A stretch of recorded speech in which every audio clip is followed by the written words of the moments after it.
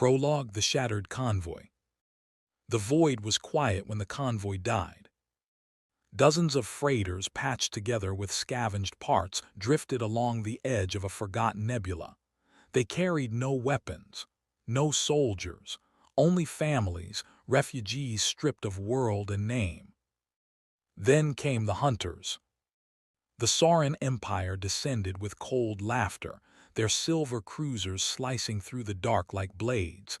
Their leaders declared it a cleansing, not even dignifying the slaughter with the word war. Plasma torpedoes tore through the freighters. Children screamed into voided airlocks. 1,000 lives were erased in minutes. The survivors, scattered pods and crippled vessels, were mocked over comms. "Run where you wish," the Sauran commander sneered. "No world will take you. The galaxy has no place for broken things." Arrogance of the stars.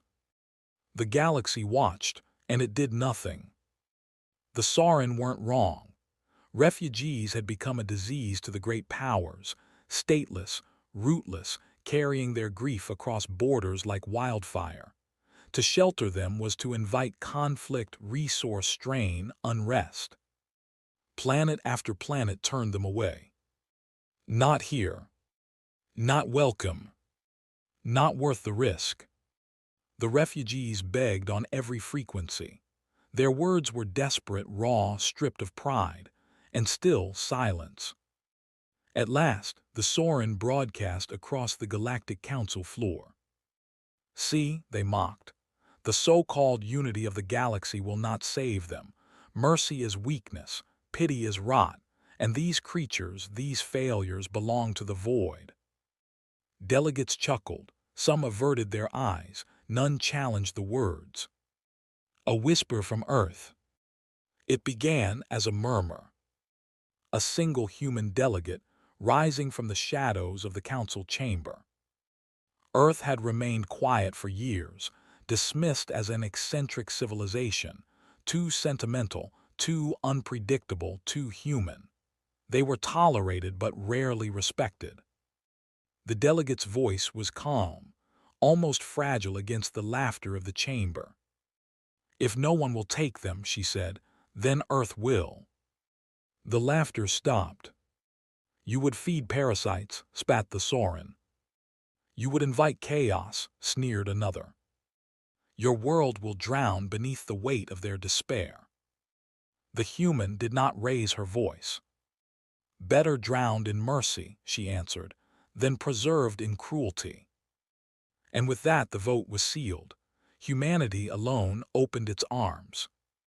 The broken come home. They came in waves.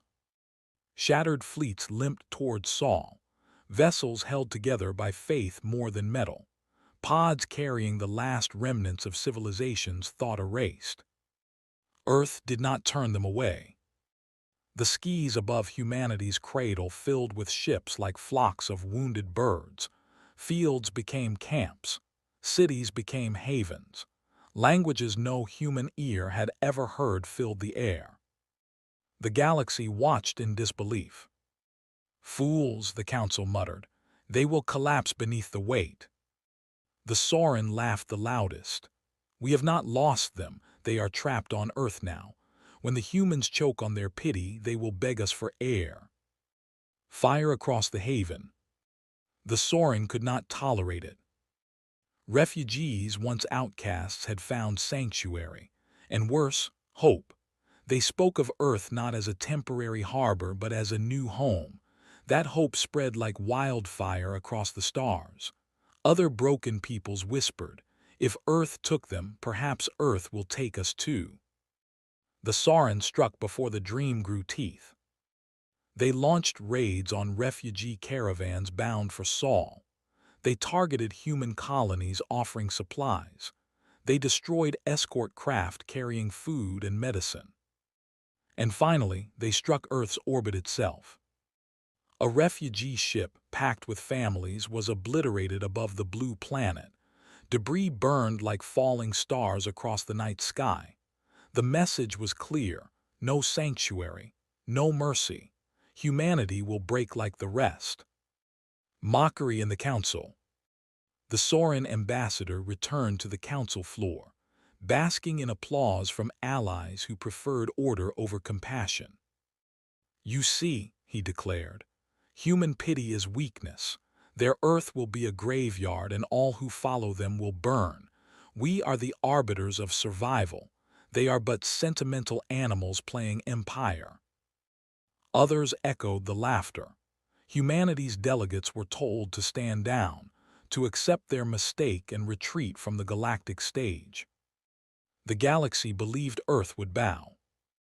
The silence before the storm. For a time, Earth was silent. No threats, no speeches, no protests, only silence. The galaxy mistook it for surrender. They did not see the storm building in the dark. Beneath the quiet skies, human fleets mobilized. Factories bled fire day and night. Old vessels were pulled from mothballs, retrofitted with weapons that had never been shared with the stars. Dreadnoughts, silent for decades, rose again from hidden docks. The comms that had once carried pleas now carried only a single, chilling signal. A warning in every tongue.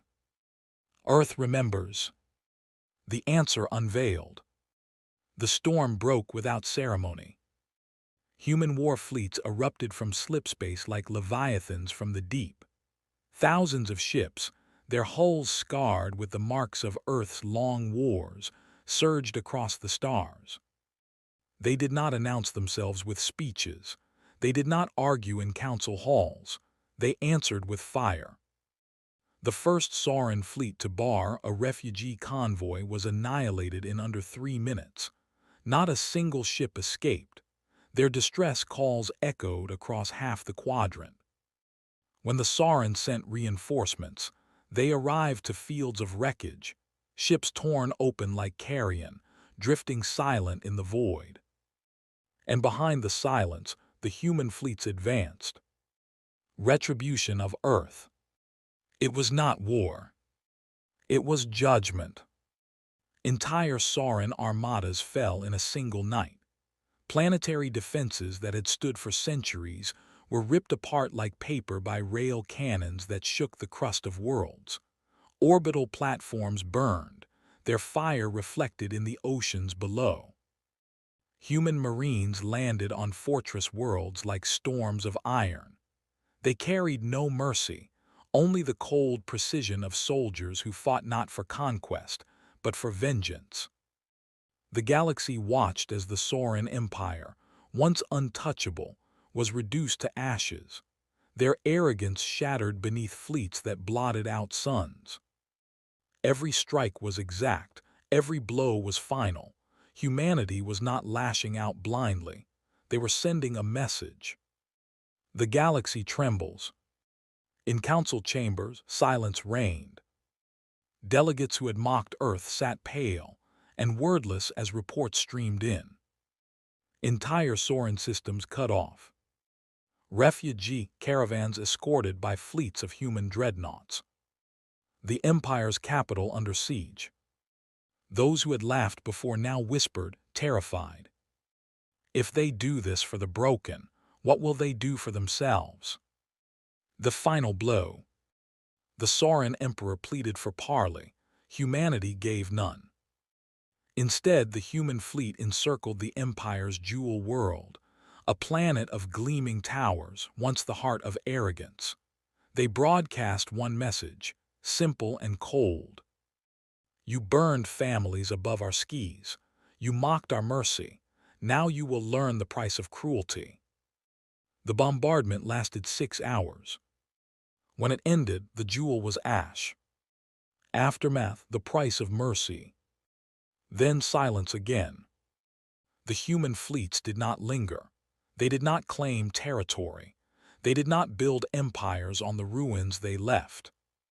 They returned to their refugee convoys, to the ships filled with broken families, and escorted them safely to Sol. Earth's skies burned bright with new arrivals. Humanity had not only kept its promise, they had engraved it into the stars. Whispered fear. In the smoking aftermath, the galaxy whispered, "Never provoke Earth again." They whispered of fleets that moved like storms, of vengeance that struck like the judgment of gods. They whispered that humanity's patience was vast, but their vengeance was infinite. And above all, they whispered of the truth no empire could erase. When the galaxy rejected the broken, Earth embraced them. And when the galaxy mocked that mercy, Earth's wrath remade the stars. Epilogue: The Home of the Lost. On Earth, children who had no home now ran through fields under alien skies. Refugees once despised built cities alongside humans. Hope took root where despair had been planted.